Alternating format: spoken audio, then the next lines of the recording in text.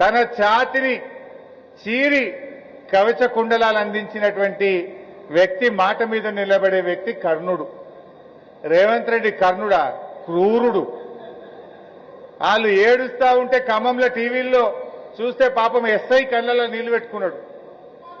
అక్కడ పోయి నిలబడ్డ ఎస్ఐ ఆ ఇండ్లు కూలగొడుతా ఉంటే గుండెలవిసిపోయే విధంగా అక్కడ అక్క చెల్లెలు ఏడుస్తుంటే పాపం ఆ బందోబస్తుకు పోయిన ఎస్ఐ కళ్ళల్లో కూడా నీళ్లు ఆగలేదు. రాష్ట్రం మొత్తం 16 కోట్ల మంది, ఈ దేశం మొత్తం ఆ ఖమ్మం వీడియోలు చూసి బాధపడ్డారు. అంటే ఆ ఎస్ఐకి కళ్ళలో నీళ్లు వచ్చినాయి, ఆ వీడియోలు చూసిన మనందరం కూడా బాధపడ్డాం. కానీ వీసమెత్తు బాధపడని క్రూరుడు ఈ రేవంత్ రెడ్డి. నువ్వు కర్ణుడివి కాదు, నువ్వు క్రూరుడివి. కర్ణుడికి నీకు కంపారిజనే లేదు. కర్ణుడు మాట మీద నిలబడతాడు.